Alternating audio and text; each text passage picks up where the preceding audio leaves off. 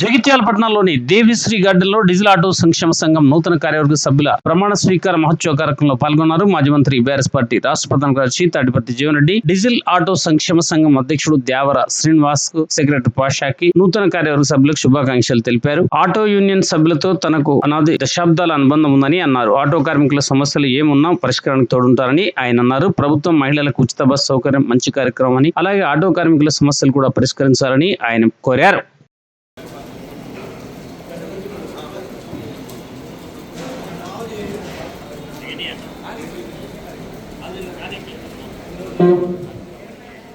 Diesel auto సంక్షేమ సంఘం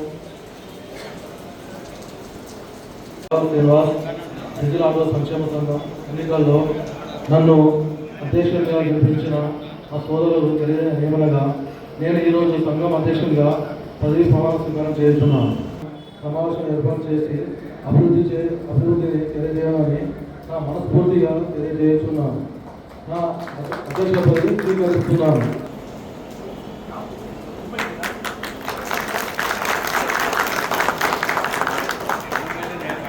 Ayub Pasha, diesel auto సంక్షేమ సంఘం జగిత్యాల ఎన్నికల్లో ప్రధాన కార్యదర్శిగా నన్ను గెలిపించిన నా ఆటో మిత్ర సోదరులందరికీ తెలియనిది ఏమనగా, నేను ఈరోజు ప్రధాన కార్యదర్శిగా పదవి ప్రమాణ స్వీకరణం చేయుచున్నాను.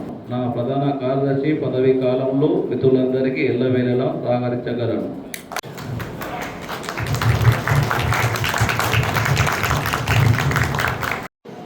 రాబోయే 2 సంవత్సరాల కాలం కొరకు జగిత్యాల పట్టణ మరియు పరిసర గ్రామాలకు సంబంధించినటువంటి diesel auto owners come drivers వారు ఏదైతుందో వారి సంఘ ఎన్నికలు నిర్వహించుకొని మిత్రుడు దేవర శ్రీనివాస్ గారు ఏదైతుందో అధ్యక్షుడిగా ఎంపిక కావటం నిజంగా మిత్రులు హృదయపూర్వకంగా అభినందిస్తుందని చెప్పండి. అట్లా ఈ సోదరుడు పాషా గారు ఏదైతుందో మరి ఆటో కార్మికులకు మరి కుటుంబ సభ్యుడిగా ఎప్పటికీ అందుబాటులో ఉంటున్నటువంటి మిత్రుడు పాషా గారు జనరల్ సెక్రటరీగా ఎంపిక కావటం హృదయపూర్వకంగా అభినందిస్తుందని చెప్పండి. అట్లా ఇప్పుడే బలిశేఖర్ గారిని ఏదైతుందో మీరు గౌరవ అధ్యక్షులుగా మరి ఎంపిక చేసుకోవటం, ఆయన కూడా ఏదైతుందో ముందు నుండి కూడా ఈ ఆటో వృత్తిపై అవగాహన కలిగి ఉన్నటువంటి వాడు.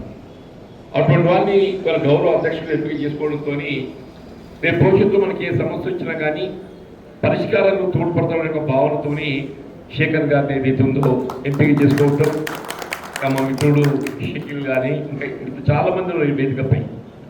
ముఖ్యంగా మా న్యాయవాద సోదరుడు ఇప్పుడు రాచకొండ శ్రీరాములు గారే కానీ తుర్కి మన్సూర్ గారే కానీ వారు ఏదైతే ఉందో మరి జగిత్యాలకు సంబంధించిన ఆటో కార్మికులతోని మరి దశాబ్దాల తరబడి అనుబంధం కలిగి ఉన్నట్టు వారికి వారిని మీరు గౌరవ సలహాదారులుగా నియామకం చేసుకోవటం, మీకు ఎప్పుడు ఏ సమస్య ఉత్పన్నమైనా కానీ ఇప్పుడు న్యాయపరంగా చట్టపరంగా న్యాయస్థానంలో కానివ్వండి లేక ఇతరత్రా కానీ ఎప్పుడే సమస్య వచ్చినా మీకు అందుబాటులో ఉండేటువంటి న్యాయవాదులు రాచకొండ శ్రీరాములు గారు తుర్కి మన్సూర్ గారు ఏదైతుందో మీరు ఎంపిక చేసుకోవటం. మరి నాకు కూడా ఏదైతుందో నా సుదీర్ఘ ప్రజా జీవితం 4 దశాబ్దాలు గడుస్తున్నది.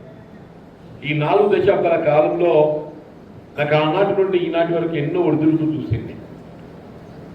మన జగిత్యాల పట్టణానికి సంబంధించిన ఆటో కార్మికుల మీ ఒడిదుడుకులు కూడా నేను చూసినా చెప్పండి.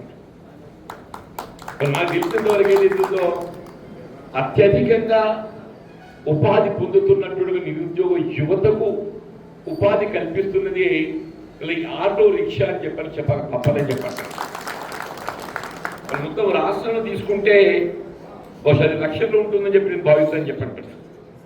ఇప్పుడు మన జగిత్యాలకే మనం కేంద్రీకరం అవి పోల్చుకుంటే కనీసం ఒక 3-4 వేల మందిని ఇక్కడ ఆటో వృత్తిపై ఆధారపడి ఉపాధి పొందుతుందని చెప్పండి. అనేది కొంత ఇబ్బందికరం మారింది బాబు, డెఫినెట్లీ ఇబ్బందికరం మారింది. ప్రభుత్వం మనకు అండగా నిలవాలి. ఇలా ఫిట్నెస్ అనేది ఏదైతుందో దాన్ని ఏదైతే ప్రభుత్వ పరంగా మనం ఉచితంగా ఫిట్నెస్ చేయించడానికి ప్రభుత్వ కార్యక్రమం చేయాలి. మొన్న పత్రికలు చదవగానే మిత్రులు శ్రీనివాసరావు ఇట్లే మన కార్మికులు అందరూ వచ్చిండ్రు. ఈరోజు పత్రికలు చూసి ఇట్లా ఫిట్నెస్ ఏదో మరి రద్దు చేస్తున్నారని చెప్పంటే నేను సంతోషపడి ఇదేంద్రా అని చెప్పాను. అది రీజనల్ రింగ్ రోడ్ లోపల ఏదైతుందో ఆర్టీసీలో ఫిట్నెస్ మీద రద్దు చేస్తాం, కానీ వాళ్ళు 3 మాసాల లోపల దాన్ని ఏదైతుందో ఆ రోడ్డు కింద బ్రేక్ డౌన్ చేయాలండి. బ్రేక్ డౌన్ చేయాలని ఎక్కడ పోవాలి?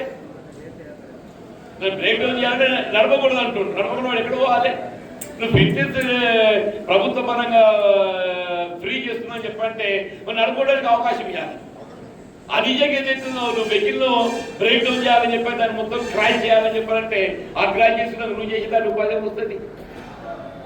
ఫిట్నెసే కానీ డ్రైవింగ్ మన ఇన్సూరెన్సే కానీ అది ఏదైతుందో డ్రైవింగ్ డ్రైవర్స్కి అందరికీ ఏదైతుందో ప్రమాద బీమా సౌకర్యం కల్పించాలని చెప్పి డ్రైవర్స్కి అందరికీ ప్రమాద బీమా సౌకర్యం కల్పించాలని చెప్పండి. వాస్తవంగా ప్రభుత్వం ఏదైతుందో ఆటో కార్మికులకు నెల 1000 రూపాయలు ఇస్తామని చెప్పండి. నెల 1000 రూపాయలు అంటే సంవత్సరానికి 12,000 రూపాయలు. ఏదైతే 30 మాసాలు గడిచిపోయింది, మనకందరూ ఒక 30,000 రూపాయలు రావాలి లెక్క ప్రకారం. మనకందరి కార్యక్రమం అమలు చేయగలిగినట్టయితే 30,000 రూపాయలు రావాలి.